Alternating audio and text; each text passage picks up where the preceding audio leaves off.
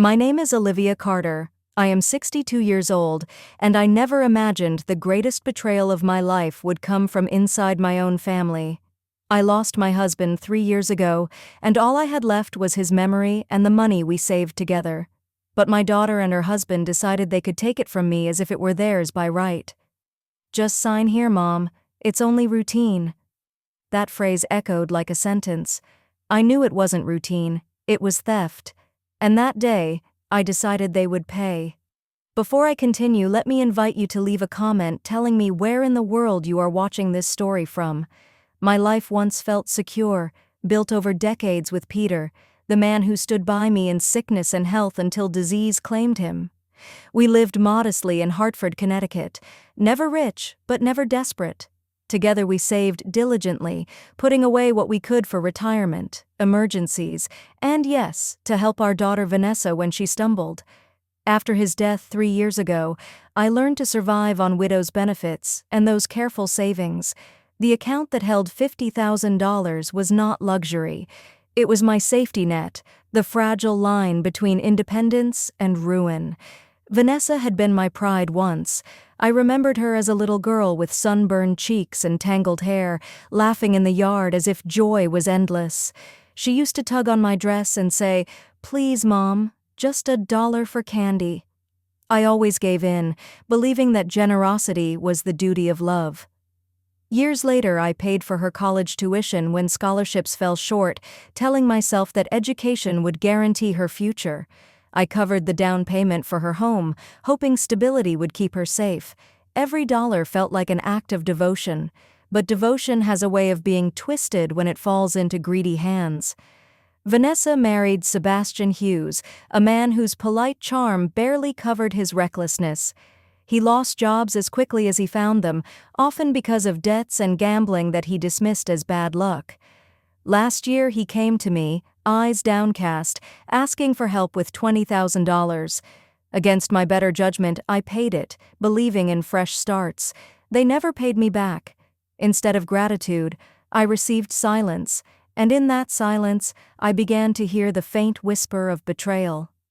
The day at the bank was supposed to be ordinary. At least that is what Vanessa said when she called me that morning, her voice light and casual. She told me it was just paperwork, a quick signature to smooth out some legal matter. I wanted to believe her, because mothers often choose hope even when doubt gnaws at the edges of reason. Yet when I sat across from her, pen placed in my hand, and Sebastian's grip like iron on my arm, I knew I was not there to help her. I was there to be robbed. The air inside the First National Bank of Hartford felt colder than the snow outside, though it was spring. Fluorescent lights burned into my eyes while the machines counting bills throbbed in my ears like distant drums. Vanessa smiled for the cameras overhead, her lips stretched in a picture of filial affection, while her fingers pushed mine toward the dotted line. Sebastian leaned close, whispering words meant to crush my resistance. "Think of your granddaughter, Caroline. Think of everything we've done for you." I wanted to scream, but the weight of years, debts, and love pressed down harder than his hand. I stared at the document, its bold letters screaming funds transfer authorization, and my heart sank deeper with every second. Vanessa's voice was honeyed, but I heard the poison underneath. She said, "Just sign it, Mom. It will only take a minute." My hand trembled as the pen hovered above the paper. In that moment, I felt the decades of sacrifice pressing against me, each memory of giving turned into a blade cutting back at my trust. Sebastian tightened his grip on my arm, not enough to leave a mark, but enough to let me know resistance would be met with force. He leaned close, his breath sour with cigarettes and old coffee, whispering that this was the easiest way to keep the family together. His words twisted around my ribs, because family had been the excuse they always used when asking for more. I had given until it hurt, and now they wanted to finish what little was left of me. I thought of Peter, my husband, and how proud he would have been of what we built together. He had worked double shifts, taken overtime, saved every cent with careful hands. He trusted me to protect what we earned when he was gone. Sitting there in the bank, I felt his absence as sharp as a wound, yet his voice rang clear inside me. "Do not let them take everything. It gave me the strength to breathe when panic clawed at my throat. This was not just about money, it was about dignity. Around us, the bank continued its rhythm of normality. Customers shuffled papers, a child tugged on her father's sleeve, and clerks stamped forms with mechanical precision. No one looked at me. No one saw the war unfolding at our small table. Vanessa smiled toward the cameras again, rehearsed and radiant, as though she were the perfect daughter guiding her mother through simple paperwork. That smile was the cruelest weapon, because it concealed her greed behind a mask of innocence the world would believe. I lowered my eyes to the pen again, knowing that my next move could decide everything. If I signed, my safety was gone, my last defense crumbled. If I resisted, I risked open conflict in a room full of strangers who might not understand. Vanessa's hand pressed against mine with deceptive tenderness, while her nails dug into my skin as if to remind me there was no escape. I realized then that they had underestimated me. They thought grief had made me weak, but it had only sharpened my resolve. As I forced myself to steady my breathing, I planned. If I could not stop them by strength, I would stop them by wit. The paper in front of me was not just a trap, it was also an opportunity. If I could leave even the smallest signal, someone might notice. My eyes flickered toward the counter, where a manager with sharp eyes observed the floor. Hope sparked like a fragile flame. Before I tell you what happened next, let me ask you to stay with me until the end. What unfolded inside that bank will leave you breathless. My hand hovered over the paper, but instead of surrendering, I let the pen drag across the edge of the receipt. The letters were shaky, almost unreadable, yet they formed a message that carried all my desperation. Help me. I knew it was a fragile lifeline, but sometimes survival depends on small acts of courage. Vanessa didn't notice, too focused on her perfect smile for the cameras above us. Her pride was her blindness, and I was counting on it. Sebastian leaned closer, pressing his arm against mine. His voice was a whisper meant to cage me in. "Stop shaking, Olivia. You look suspicious. Sign quickly, and this will be over." His words were like chains tightening, yet my heart beat louder with each one. I reminded myself that chains can be broken when someone dares to look closer. My hope rested on the eyes of strangers, on the humanity of someone who might see me drowning. The manager, Daniel Morales, had been pacing slowly near the counters, his gaze sharp and deliberate. I saw his head turn once toward our table, his brow furrowing for only a second before he looked away. He had noticed something, though I couldn't be sure if it was my trembling hand or the crooked letters on the paper. I pressed harder, circling the words again, disguising the motion as if I were struggling with my signature. My pulse raced. This was my silent cry, hidden in plain sight. Vanessa's voice broke through my thoughts, light and casual as poison wrapped in sugar. "See, Mom, nothing complicated, just routine." She pushed the document closer, her tone too sweet to be true. I forced myself to meet her eyes, and what I saw chilled me. There was no daughter in that stare, only hunger for control.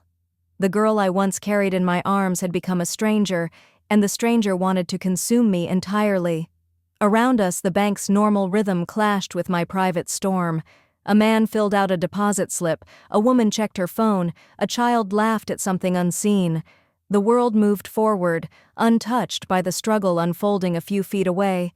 It struck me then how invisible suffering can be when wrapped in the ordinary. People rarely notice until the scream is too loud to ignore, and I was determined to scream without a sound until someone finally heard me. I adjusted the paper once more, sliding it subtly toward the counter where Daniel stood.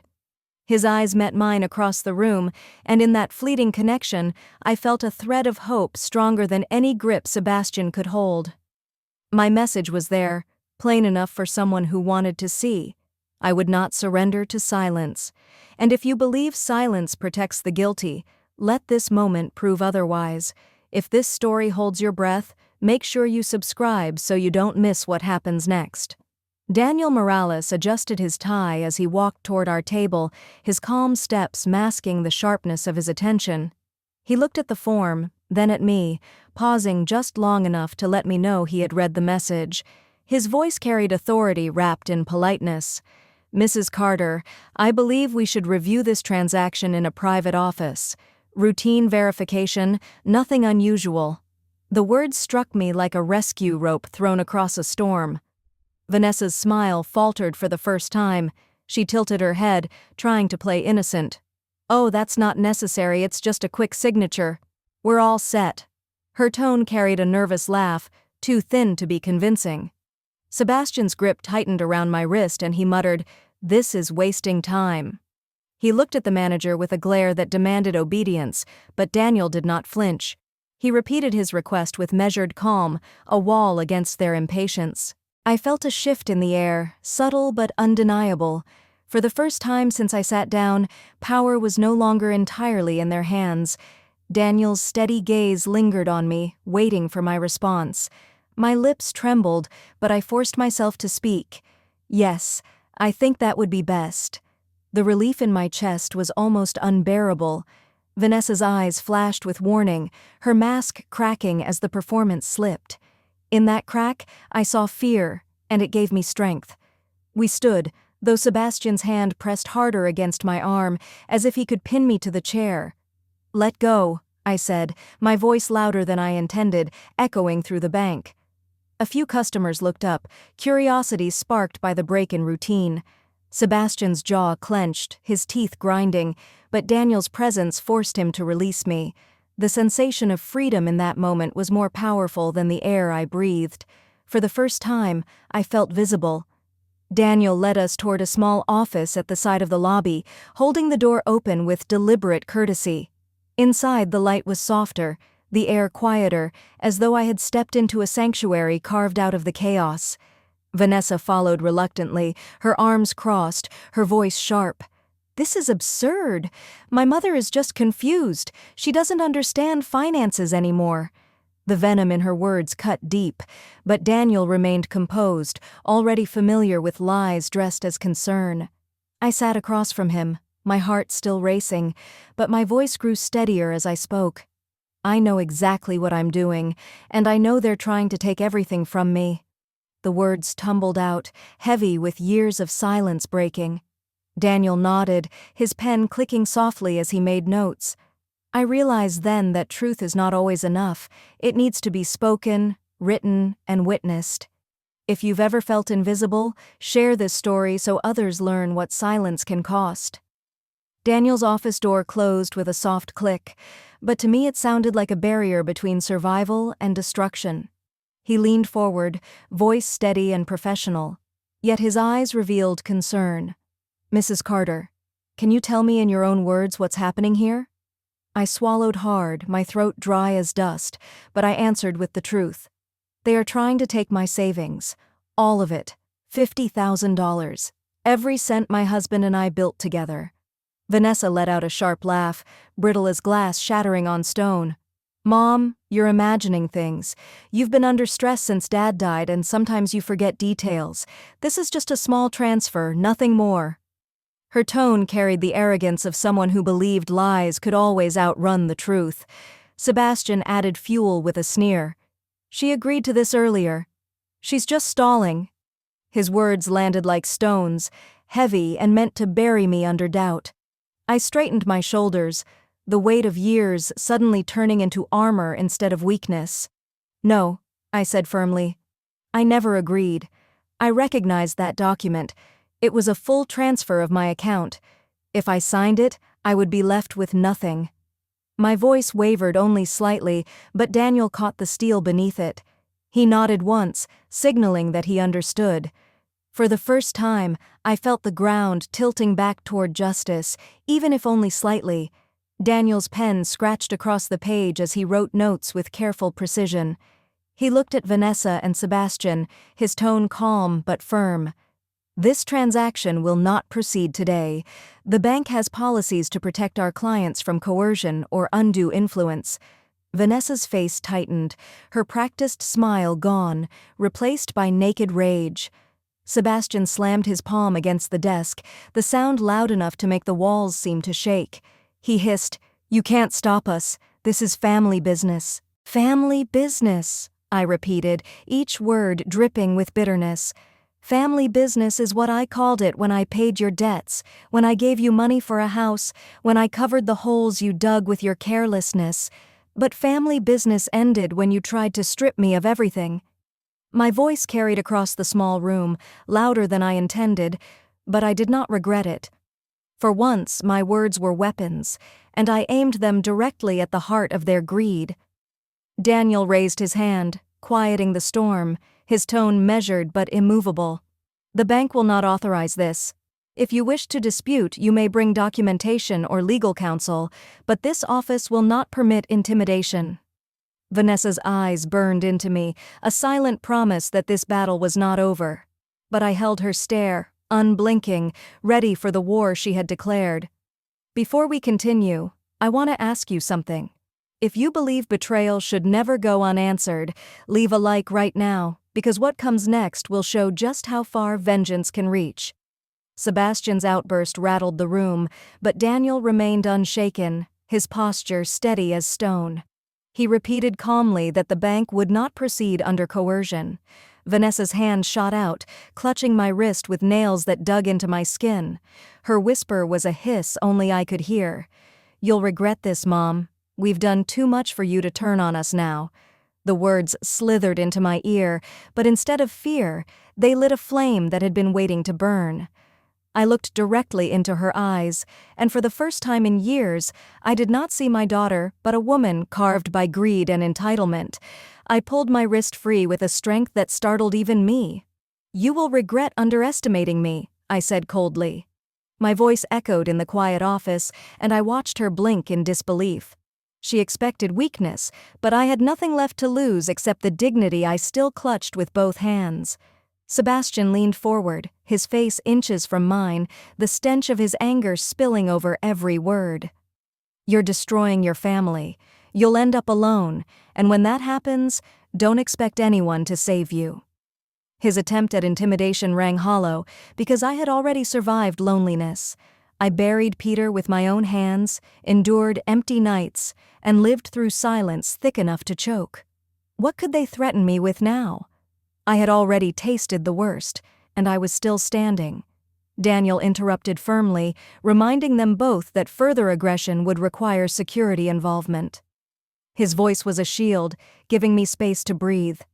Vanessa tried to recover her composure, plastering on a smile, but it was brittle and broken. She turned to Daniel. "She's confused, that's all. Please, let's finish this." Her plea was a performance, but the cracks in her act widened with every word. Daniel's silence was louder than any denial. He would not yield, and she knew it. I realized then that vengeance is not always loud or violent. Sometimes it is quiet resistance, the refusal to surrender, the decision to expose truth in a room where lies have ruled. Every word I spoke, every refusal I made, was a blade cutting through years of manipulation. Vanessa's lips trembled as she whispered again, "You'll regret this." But her voice was no longer commanding. It was desperate. The tables had turned, and for once, she was the one drowning. I leaned back in my chair, my heartbeat steadying, and let the silence weigh on them. They had counted on my fear, but they were facing my resolve. For years, I thought being a mother meant saving them from their own mistakes, but that day I learned that sometimes being a mother means standing against them. And if you have ever faced betrayal from the very people you loved most, tell me your story in the comments, because betrayal shared is betrayal weakened. When Daniel escorted us back into the lobby, the silence between us was heavier than the marble floors beneath our feet. Vanessa walked a step ahead, her shoulders rigid, her mouth pressed into a thin line that betrayed her fury. Sebastian trailed behind, his jaw clenched, his eyes burning holes into my back. They thought the matter had ended with the manager's decision, but for me, it had only begun. Survival was no longer enough. I wanted retribution. I left the bank with my dignity intact, but the sting of betrayal followed me into the crisp air outside. Every step I took home felt like walking through the ashes of what used to be trust. I replayed their words in my mind, the lies, the manipulation, the threats whispered like daggers into my ear. If they were bold enough to rob me in public, they would not stop. They had already declared war, and I had no choice but to respond. At home, I opened the old cedar chest where I kept Peter's records, every bill, every note, every receipt carefully organized. He had always believed that knowledge was power, and I realized then he had left me more than money. He had left me the tools to fight. I gathered every loan I had paid for Vanessa, every debt of Sebastian's I had covered, every document that proved I was the one holding their fragile lives together. Each paper was not just a record, it was ammunition. The next day, I began making calls. I contacted the creditors Sebastian thought he had buried, the agencies Vanessa hoped would forget, and I reminded them that unpaid debts have a way of resurfacing. One by one, I set fires under the foundations of the empire they had built on my sacrifices. The more I spoke, the more I felt my fear turning into fuel. I was no longer their victim. I was becoming their reckoning, and it gave me a strength I had not felt in years. Vanessa called me that evening, her voice frantic, stripped of its usual control. "Mom, what did you do? They're saying Sebastian owes more than we can pay. You're ruining us." Her desperation was music to my ears. I answered with the calmness of a woman who had already buried her husband and had nothing left to fear. "No, Vanessa, you ruined yourself. I only stopped protecting you from the consequences you've been running from." For the first time, she was the one begging. As I hung up the phone, I felt a quiet satisfaction settle over me. This was no longer about saving money, it was about reclaiming my power, piece by piece, until they realized I was not the fragile mother they imagined. I was the storm they had created. And if you are still here with me, make sure to share this story with someone who needs to hear that strength can be born from betrayal, because what comes next will prove vengeance can be justice. In the days that followed, I moved like a shadow through the ruins of the life Vanessa and Sebastian had built on lies. Every document I uncovered, every creditor I contacted, tightened the net around them. What they once thought was hidden beneath charm and deception was now dragged into the light. I was no longer their safety net, I had become the knife cutting through it. And with every cut, I felt closer to reclaiming the years they had stolen. Vanessa stormed into my house uninvited one evening, her face flushed with fury, her voice breaking with desperation. "How could you do this to your own daughter? We are drowning because of you." Her words cracked like a whip, but I only saw the truth beneath them. She was not drowning because of me. She was drowning because the water she poured into her own boat finally rose above her neck. I answered her with calm venom. "I did nothing but stop saving you." Sebastian followed close behind, his fists clenched, his face red. "You destroyed us, Olivia. Without your help, we are finished." His voice carried both rage and fear, the sound of a man stripped of the mask he once wore proudly. I met his glare without blinking. "No, Sebastian, you destroyed yourself. I only stepped aside and let the walls collapse where you had built them weak." The silence that followed was heavier than any scream, and for once, he had no reply. The whispers in town began soon after. Hartford is not a large city, and word travels fast when reputation crumbles. Neighbors who once smiled politely at Vanessa now avoided her, and former colleagues whispered about the debts, the manipulations, the disgrace. Every secret I exposed became a mirror reflecting back at them, and they could not escape the reflection. They had wanted me invisible, powerless, forgotten. Instead, I had made them visible in the worst possible way. At night, I sat by the window with Peter's old notebook in my lap, remembering his words about patience and justice. He always said that the truth has a way of crawling through cracks, no matter how tightly lies are packed on top of it. I realized then that my vengeance was not simply about destroying them. It was about proving that love abused becomes the fiercest weapon.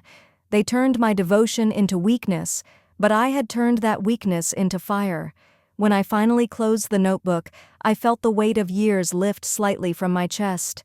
I knew the war was not yet over, but the battlefield had shifted. They no longer held power over me.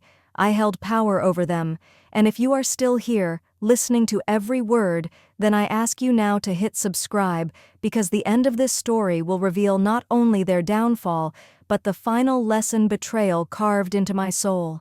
The final blow did not come with shouting or broken glass, but with silence delivered in a courtroom.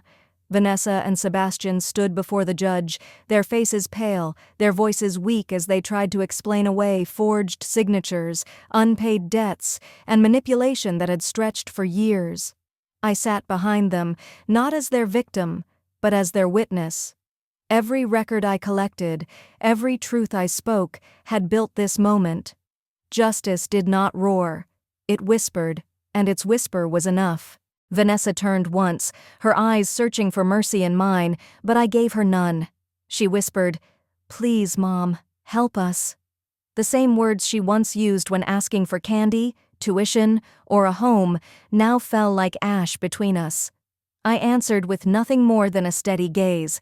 I had given her everything once, but mercy had become another word for surrender, and I refused to surrender again. She had mistaken my love for weakness. That mistake destroyed her. Sebastian tried to play the role of the victim, painting himself as a man misled by circumstance. He spoke of bad luck, of jobs lost unfairly, of debts that grew beyond his control. But the judge's gavel silenced him. Responsibility cannot be buried beneath excuses forever. Watching him stumble on his lies, I felt no pity. He once told me I would regret standing against him. Instead, he stood in chains of his own making, and I walked out freer than ever. The community that once ignored my pain now saw the truth laid bare. Neighbors who turned away began to whisper again, but this time their whispers carried sympathy for me and scorn for those who betrayed me. Reputation is fragile, and theirs shattered into shards too sharp to pick up. I had not needed to scream or beg. All I did was show the truth, and the truth became louder than any accusation I could ever invent. At home, I placed Peter's photograph back on the mantel, his smile frozen in time, his eyes calm and steady. I told him softly, I kept it safe. Not just the money, but the dignity, the name, the legacy we built together. Betrayal had cut me open, but vengeance had stitched me back stronger. In that quiet room, I felt his presence, not in grief, but in pride. I had carried the weight, and I had not broken. So this is where my story ends, not with forgiveness, but with balance restored. They thought I was powerless, but I proved that even the most wounded heart can strike back when cornered. If you've stayed until now, tell me in the comments what justice means to you, because I've learned justice is not always gentle and it is never free. Sometimes justice must be taken, and when it is, it becomes the only cure for betrayal.